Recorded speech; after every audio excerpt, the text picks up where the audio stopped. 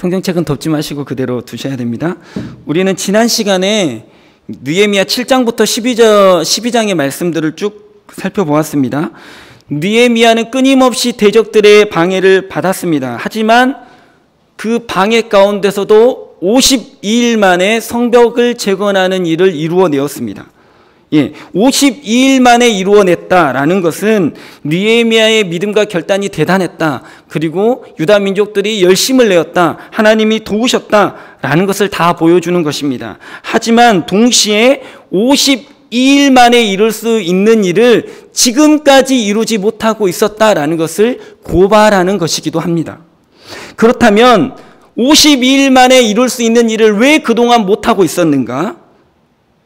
유다의 유력자들이 대적들과 정략 결혼을 통해서 혹은 동맹 관계를 맺고 있었기 때문에 유다의 공동체가 타락했으므로 그 일들을 감당해야 되지 못하고 지지부진하고 있었다라는 것입니다. 평신도라고 할 수 있는 유다의 유력자들이 무너진 것, 그것은 평신도니까 그럴 수 있다라고 생각할 수 있겠죠. 그렇다면 그러한 평신도들이 무너질 때 그건 옳지 않습니다. 틀렸습니다. 바로 해야 됩니다. 라고 말해야 될 영적인 지도자는 무엇하고 있었냐라는 것입니다. 영적인 지도자들이 무엇하고 있었냐? 대적에게 돈으로 매수당하였습니다. 매수당하였습니다. 도대체 왜 이런 지경까지 유다가 타락하게 되었는가? 왜 영적인 지도자들도 대적들에게 이렇게 돈으로 매수당할 만큼 유다의 공동체가 무너졌는가? 이것이 문제겠죠. 제사장과 레위인의 몫이 제대로 분배되지 않았었기 때문이다. 성경은 이야기합니다. 유다 사람들은, 그러니까 하나님을 믿는 사람들은 레위기 말씀에 마땅히 하나님께서 정해주신, 이것은 레위 사람에게, 이것은 제사장에게 줘야 된다라고 정해주신 몫이 있어요. 율법으로 정해졌습니다. 그런데 어떤 이유에서든지 그것을 주지 않았다는 것입니다. 그래서 결국 성전을 떠나버리고 도망가는 주의 사람들이 있었고, 또 한편으로는 여전히 남아있지만 대적에게 뇌물을 받아 잘못된 영적인 지도를 하는 사람들도 있었다라는 것입니다. 그것이 현실이었던 것이죠. 아무리 그런다고 해도, 아무리 상황이 어려워도 영적인 지도자들은 그러면 안 되지 않습니까? 아무리 그런다고 뇌물 받고 거지 대언하면 됩니까? 그러면 안 된다라고 생각하시죠? 그게 됩니까? 아니죠. 저도 안 된다라고 생각합니다. 그런데요, 하나님은 그런 제사장과 레위인들을 책망하시기 전에 백성들을 향해서 먼저 책망하십니다.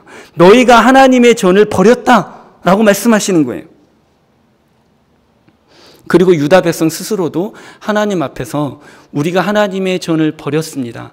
회개하는 그 고백을 하게 하십니다. 이것이 우리가 지난 시간에 보았던 내용이에요. 오늘 우리가 느헤미야 마지막 13장과 그리고 시간의 순서상 같이 있다라고 판단되어지는 5장 말씀을 함께 볼 텐데요. 먼저 조금 앞에 넘겨보시겠습니까? 5장 14절의 말씀입니다. 시간의 배경이 아마 같을 것이다 라는 내용을 여러분에게 먼저 보여드리고 나머지 내용을 시작하겠습니다. 5장 14절인데요. 찾으셨죠? 자, 한번 읽어보겠습니다. 또한 유다 땅 총독으로 세움을 받은 때 곧 아닥사스다 왕 제20년부터 제32년까지 12년 동안은 나와 내 형제들이 총독의 녹을 먹지 아니하였느니라. 손으로 이걸 잠깐 표시해 놓고요. 다시 13장으로 가셔서 13장 6절 말씀입니다. 읽어보겠습니다. 그때에는 내가 예루살렘에 있지 아니하였느니라. 바벨론 왕 아닥사스다 32년에 내가 왕에게 나아갔다가 며칠 후에 왕에게 만리를 청하고 되어 있습니다. 지금 배경이, 시간적인 배경이 언제인지 아시겠죠? 아닥사스다 왕 제32년째 되는 해입니다. 그걸 기준으로 같이 13장과 5장이 이야기하고 있다는 것입니다. 13장 6절에 특별히 며칠이라고 나온 단어는요, 몇 달, 몇 년으로도 해석할 수 있는 단어인데요. 뒤에 내용을 보시면 몇 년으로 해석하는 것이 훨씬 더 합당한 것 같습니다. 그것은 뒤에 내용을 살펴보면서 다시 말씀드리겠습니다. 자, 느헤미야는 얼마 동안 예루살렘의 총독으로 있었습니까? 5장 말씀을 보니까 12년 동안입니다. 그렇죠? 예루살렘 총독으로 12년 동안 부임하면서 느헤미야는 무너진 성벽을 재건했습니다. 새로운 지도자들도 뽑았습니다. 에스라와 함께 영적인 각성 운동도 했습니다. 뿐만 아니라 예루살렘에 파괴된 부분들을 재건하고 그곳에 실제로 사람들이 거주할 수 있도록 예루살렘이 정상화될 수 있도록 노력하였습니다. 그 기초를 모두 다 세운 사람이 바로 느헤미야 총독입니다. 이 느헤미야가 원래는 술관원장이었잖아요. 그래서 왕하고 약속한 기한이 차서 12년의 기간을 마치고 왕궁으로 돌아갑니다. 페르시아로 돌아갔다는 말입니다. 그래서 13절 6절 보면 그때 내가 예루살렘에 있지 아니하리라. 12년 끝나고 페르시아로 갔다는 말입니다. 그런데 페르시아로 간 느헤미야가 몇 년 뒤에 시간이 지나서 왕에게 다시 예루살렘으로 자신을 보내달라고 청하고 있습니다. 왜 이런 일이 있느냐? 왜 느헤미야가 다시 예루살렘으로 돌아가려고 하느냐? 느헤미야가 예루살렘을 떠나서 페르시아로 돌아오는 순간부터 지금까지, 지금 느헤미야가 말하고 있는 그 순간까지 예루살렘이 다시 영적으로 무너졌기 때문이에요. 그래서 그것을 다시 회복하러 가겠노라 왕에게 부탁하는 것이죠. 1절부터 3절 말씀, 13장 1절부터 3절 말씀을 보면 느헤미야가 총독 기간에 있었던 일을 간략하게 나옵니다. 무슨 일이냐? 이방인과 유다 사람들이 완전히 이제 분리되었다. 이방인과 결혼한 것들을 전부 다 파혼시키고 다시 처음부터 다시 시작하였다라는 이야기죠. 그런데 4절을 넘어오면서 급격하게 이야기가 바뀝니다. 4절 말씀 읽어보겠습니다. 이전에 우리 하나님의 전의 방을 맡은 제사장 엘리야십이 도비야와 연락이 있었으므로. 도비야는 아시다시피 계속 느헤미야의 일을 방해했던 암몬 사람, 유다의 대적입니다. 예. 그런데 제사장이 이 도비야라는 사람과 연락이 있었답니다. 연락이 있었다라는 말은 가까이 지낸다, 밀접한 관계를 유지한다라는 뜻인데요. 이 단어가 명사로 쓰일 때는 친척이란 뜻입니다. 예. 그러니까 혼인 관계에 있었을 수 있다라는 의미인 것이죠. 그렇게 도비야의 가문과 제사장 엘리야십의 가문은 너무나 가까운 사이였다. 이 가까운 사이에서 무슨 일이 일어났냐? 도비야를 위해서 방을 만들어줬다라는 것입니다. 13장 1절 보면 분명히 모세의 책에 암몬 사람과 모압 사람은 영원히 하나님의 총회에 들어오지 못한다. 예, 신명기 말씀이 23장 3절에 있는데요. 그럼에도 불구하고 이스라엘을 앞장서서 대적했던 이 암몬 사람 도비야와 하나님의 일을 맡은 제사장이 밀접한 관계를 이루어서 하나님의 성전에서 그 사람의 방을 따로 내어준 거예요. 하나님의 성전에서. 예루살렘 어딘가의 한편에가 아닙니다. 하나님의 성전에서 하나님의 방을 자기 마음대로 임의로 바꿔가지고 그 사람의 방을 만들어준 거예요. VIP 룸을 만들어준 거죠. 그 방이 어떤 방이냐? 5절 말씀 보시겠습니까? 도비야를 위하여 한 큰 방을 만들었으니 그 방은 원래 소재물과 유향과 그릇과 또 레위 사람들과 노래하는 자들 문지기들에게 11조로 주는 곡물과 새 포도주와 기름과 또 제사장에게 주는 거제물을 두는 곳이라. 방의 용도가 나와 있어요. 레위 사람들에게 제사장에게 주어야 될 목들을 저장해 놓는 방입니다. 여러 개의 방이 있었는데 그 방을 터가지고 커다란 방 하나를 만들어줬어요. 여기 워낙 얼마나 드락날락했으면 방까지 만들어줬겠습니까? 그 방이 개조되어서 도비야의 개인 방으로 쓰여졌다. 이것은 무엇을 의미하는 것일까요? 제사장과 레위인들이 받아야 될 몫이, 지급돼야 될 몫이 제대로 보관되지 않고 있다라는 것을 우리에게 보여주는 것이겠죠. 페르시아에서 돌아온 느헤미야가 가장 먼저 들은 소식이 얼토당토하는 이 이야기였습니다. 하나님의 성전을 제사장이 임의로 개조해서 대적들에게 방을 내주고 마땅히 줘야 될 레위 사람들과 제사장들의 몫이 보관되어 있지 않다라는 것이죠. 그래서 느헤미야는 즉각 움직입니다. 죄의 문제는요, 빨리 해결할수록 좋습니다. 알면 빨리 해결해야 돼요. 그것을 두고 보자 할 수 없는 거예요. 도비야의 세간을 전부 다 밖으로 던져버립니다. 성전을 본래 모습으로 다시 원상복귀시켜 놓습니다. 이것은 마치 성전을 청결케 하시는 예수님의 모습을 보는 것과도 같습니다. 성전이 성전되지 않으니까, 모양은 있는데 기능이 안 되니까. 그리고 나서 느헤미야는요, 그 방에 있어야 할 원래 레위인과 제사장들의 몫이 어디에 있는 것인가?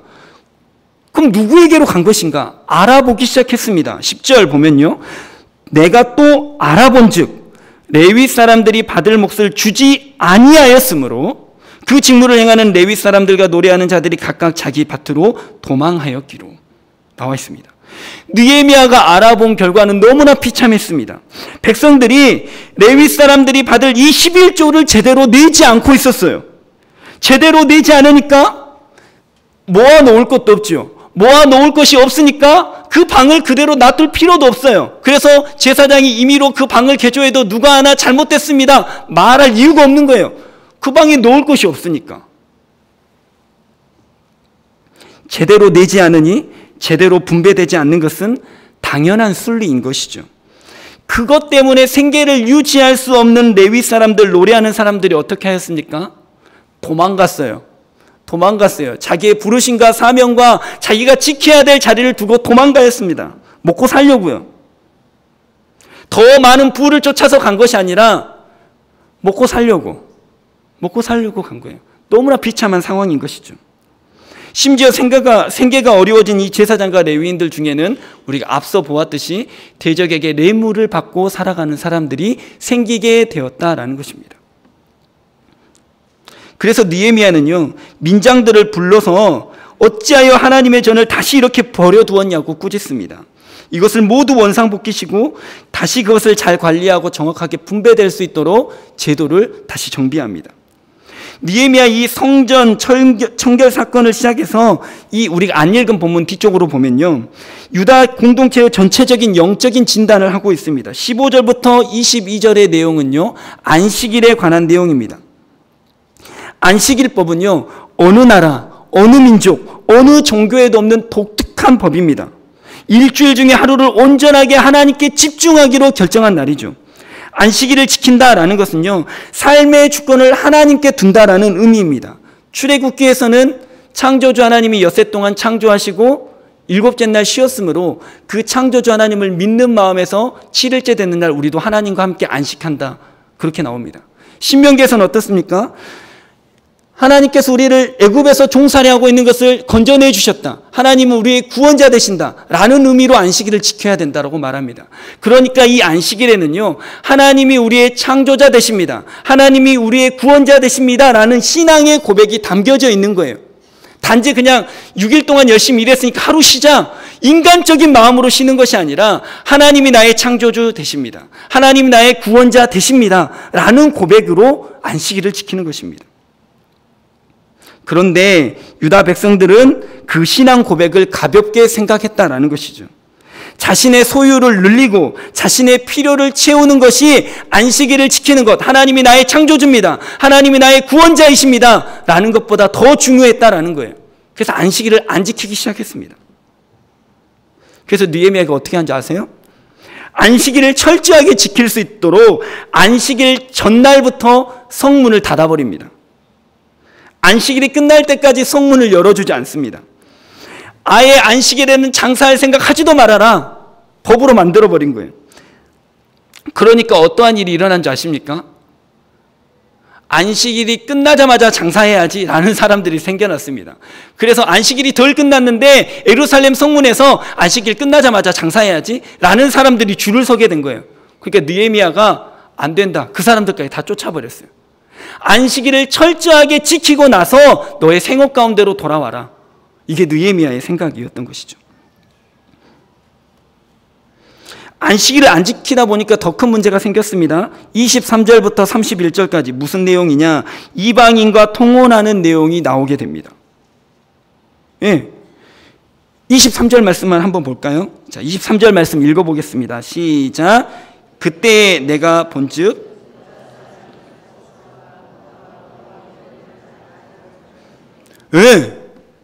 이방인과 통혼하는 문제, 에스라 때부터 계속해서 지긋지긋하게 나왔잖아요. 에스라 때 그것을 정리했는데 또 나타났습니다. 그래서 느헤미야가 한번 정리했어요. 그리고 페르시아로 돌아갔어요. 그런데 또 이 일을 하고 있는 거예요.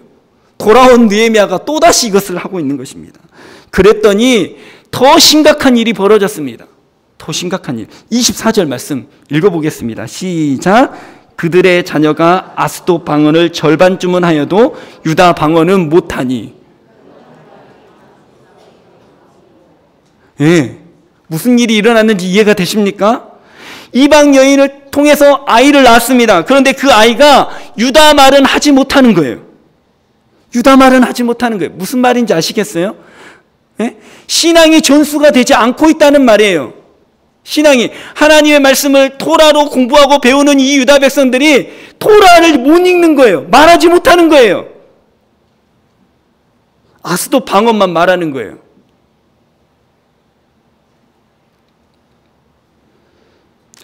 우리가 앞서서 6절 말씀이 며칠이 아니라 몇 년이라고 해석하는 게 옳다라고 제가 말씀드렸잖아요. 애를 낳고 길렀는데 그 아이가 말을 한다. 이것은 며칠 몇 달 만에 일어나는 일이 아니잖아요. 그래서 몇 년이라고 보는 것입니다. 이방 사이에서 낳은 자녀들이 유다 말을 못합니다. 하나님의 신앙이 전혀 전수되지 않고 있습니다. 그래서요, 느헤미야는 이렇게 된 상황에 대해서 유다 백성들을 강력하게 책망합니다. 저주합니다. 때립니다. 머리털을 뽑습니다. 다시는 그러지 않겠다고 맹세하라고 합니다. 왜 이렇게 강력하게, 과격하게 반응하는 것입니까? 이방 연인과 결혼하는 것, 이것은요, 율법을 어긴 행위이면서 동시에 더 큰 죄, 우상숭배로 이끌어가는 첫 번째 단추이기 때문입니다. 그래서 말하잖아요. 지혜왕 솔로몬이 왜 망했습니까? 이방 여인과 결혼하는 것 때문에 망했잖아요. 하물며 지혜왕도 이방 여인 때문에 망하는데 우리 같은 평범한 사람일진데 이방 여인을 가까이 하면 하나님의 신앙이 과연 지켜질 수 있겠느냐? 이것 때문에 강력하게, 과격하게 반응하는 것입니다. 결코 그럴 수 없다라고 말하는 것이죠. 세상의 사람들이 말합니다. 적당히 하면 되지 않습니까? 이성까지 안 넘어가면 되지 않습니까? 맞아요. 적당히 하면 될 수도 있고 이성까지 안 넘어가면 될 수 있을지도 모르겠어요. 하지만 그것을 지키지 못하는 게 인간의 연약한 힘을 우리는 인정해야 됩니다. 사단은요, 이러한 연약함을 잘 알고 있습니다. 그래서요, 한 번에 훅 들어오지 않아요. 조금씩 살금살금 우리에게 들어옵니다. 처음엔 조금씩 그렇게 타협하면서 괜찮다라고 말하는 거예요. 처음부터 야, 소를 훔치자라고 말하지 않습니다. 바늘부터 시작하는 거예요.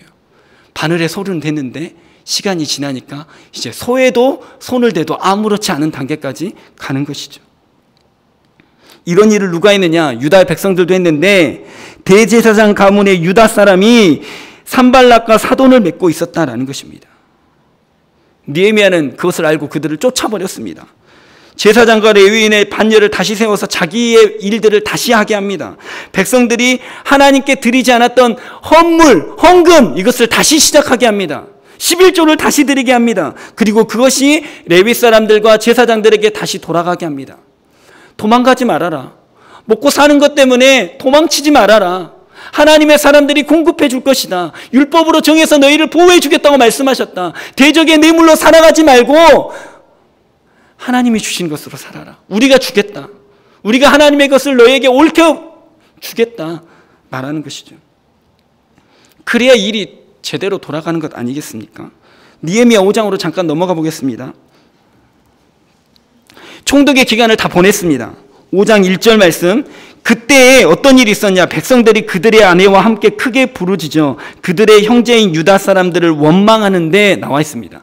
그들의 형제라고 번역된 이 부분을요, 현대인의 성경에서는 그들의 지도자라고 표현합니다. 현대어 성경에서는요, 부요한 동족이라고 표현하고 있습니다.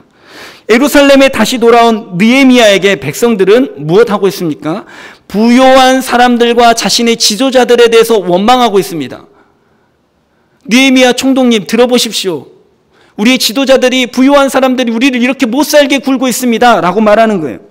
어떤 일을 했길래 원망하느냐? 짧게 요약하면 이런 것입니다. 우리에게 자녀가 많은데 먹고 살다 보니까 먹을 것이 많이 필요합니다. 밭과 포도원, 집이라도 저당 잡혀서 흉년이 지나가기를 기다려야 합니다. 지금 흉년인 것 같아요. 우리는 먹을 것도 잘 먹지 못하는데 자꾸 빛을 내서 왕의 세금을 내고 있습니다. 우리와 당신들은 지도자와 부유한 사람들, 우리와 똑같은 사람인데도 불구하고 우리의 자녀들은 종으로 팔려가고 있습니다. 우리의 밭과 포도주는 이미 저당 잡혀서 다른 사람의 것이 되고 말았습니다. 왜 우리는 이렇게 힘들게 살아가야 되는 것입니까? 모든 사람이 다 그런 것이 아니에요. 지도자들은, 부유한 사람들은 여전히 등 따숩고 배부르고 많은 것을 소유하고 있는데 왜 우리는 이렇게 자녀까지 팔아가면서 궁핍한 삶을 살아가야 되는 겁니까? 라고 이야기하는 것입니다. 유다 사람들의 이 원망이 어떻게 들리십니까? 저는 마치 비정규직 파업 현장에서 들리는 소리 같습니다. 흉년이 찾아왔는데 지도자들과 백성들은 높은 이자를 받아가면서 먹을 것을 빌려줍니다. 빛을 내서라도 왕의 세금을 내라고 독촉합니다. 그래서 가난한 사람들은 있는 것마저 저당 잡히고 자녀들까지도 노예로 팔려가게 되는 신세까지 되겠습니다. 느헤미야는 이 백성들의 탄원을 듣고 나서 분노하였습니다. 그도 그럴 것이요. 5장 말씀을 읽어보면 느헤미야는 그 전에 12년 동안 총독에 있으면서 한 번도 총독의 몫을 받지 않았다라고 말합니다. 18절 말씀 보면요. 내가 총독의 녹을 요구하지 아니하였음은 이 백성의 부역이 중함이었더라. 느헤미야는 총독의 몫을 받지 않았습니다. 오직 유다 공동체가 하나님 앞에 바로 서기를 기대하고 소망하며 선신했습니다. 느헤미야에게는 안 받아도 충분히 살 수 있는 그런 재력이 있었으니까요. 그런데 다른 사람들은 느헤미야가 떠나가고 다른 남아있는 이 귀족들과 부유한 사람들은 느헤미야와 같은 마음이 아니었다라는 것입니다. 개인의 사리사욕에 사로잡혔습니다. 레위인과 제사장들의 몫이 제대로 지금 지급되고 있고 분배되고 있는가 관심이 없었습니다. 이방인과 통혼하고 있었습니다. 그러면서 높은 이자로 백성들을 착취하고 있었습니다. 그들의 자녀들까지 내 동족을 노예로 팔아버리는 인신매매의 단계까지 이르렀습니다. 그래서 느헤미야는요, 귀족과 민장들을 다시 꾸짖습니다. 높은 이자 받기를 꾸짖고 구워준 것의 100분의 1을 다시 돌려주게 만듭니다. 예, 이게 느헤미야 13장 그리고 5장의 말씀입니다. 언제 일어난 일입니까? 느헤미야가 총독의 기간을 마치고 그 몇 년 사이에 일어난 일입니다. 여러 가지 문제들이 있었죠. 레위인의 몫이 분배되지 않는 것, 안식일을 안 지키는 것, 이방인과 통혼하는 것, 높은 고리대금의 문제들, 비정규직의 문제들이 있었습니다. 이 문제들 속에서 하나님이 우리에게 무엇하라고 말씀하시는 것 같습니까? 우리 각자에게 말씀하시는 부분이 있다고 생각합니다. 그것을 다 통틀어서 지금 한 가지 나누고 싶은 것이 있습니다. 이것이 느헤미야가 없는 단 몇 년 사이에 일어났다라는 것입니다. 한 사람으로 인해서 세워진, 한 사람으로 인해서 무너진 공동체는 결코 건강한 공동체가 되지 못함을 우리에게 보여주고 있습니다. 우리 한 사람 한 사람이 교회에서, 가정에서, 직장에서, 학교에서 견고한 성벽이 되고 성문이 되어야 한다라고 말씀하시는 것입니다. 느헤미야만 있으면 되지 않습니까? 아니에요. 결코 그렇지 않습니다. 우리 모두가 느헤미야가 되어야만 하는 거예요. 누군가가 빠져버리면, 잠시 자리를 잠깐 비워버리면 무너지는 공동체, 흐지부지 되는 공동체, 그것은 하나님이 바라보시는 공동체가 아닙니다. 하나님이 주인 되는 공동체가 아닙니다. 느헤미야가 없으면 무너지는 공동체는 누가 주인입니까? 느헤미야가 주인입니다. 모세가 빠지면 안 되는 공동체, 그것은 누구의 공동체입니까? 모세의 공동체입니다. 여호수아가 빠지면 무너지는 공동체, 그것은 누구의 공동체입니까? 여호수아의 공동체입니다. 하나님의 공동체가 될 수 없습니다. 모세, 여호수아, 느헤미야, 그 외 기타 등등 수많은 성경의 위인들, 이런 사람들이 필요 없다라는 말이 아닙니다. 그런 사람들을 존경하고 따르고 배우고 본받아야 됩니다. 하지만 분명한 것은 신앙의 위대한 위인을 따르고 본받는 것이 신앙 공동체, 하나님의 공동체가 아니라는 것입니다. 모든 구성원이 하나님을 따르고 섬기는 것, 그것이 하나님의 공동체인 것입니다. 하나님이 절대 빠지지 않는, 빠져서는 안 되는 공동체, 그것이 바로 하나님의 공동체입니다. 모세가 없어도 하나님만 있으면 되는 것 아닙니까? 아멘 아니세요? 예, 해주세요. 여호수아가 빠져도 하나님만 있으면 되는 것 아닙니까? 느헤미야 없어도 하나님만 그곳에 계시면 되는 것 아닙니까? 우리 안에 위대한 신앙의 위인 없을지라도 우리 스스로가 언제나 믿음을 지켜가며 하나님의 뜻을 세워가는 공동체가 된다면 우리는 분명 하나님이 우리에게 요구하시는 믿음의 공동체, 하나님의 공동체 되는 줄로 믿습니다.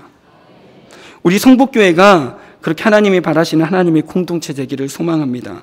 특정 사람의 수고와 헌신, 특정 사람의 헌금, 특정 사람의 기도, 이것 때문에 유지되는 교회가 아니라 우리 모두가 헌신하고 우리 모두가 기도하고 우리 모두가 우리의 삶을 주님께 드려서 세워가는 공동체.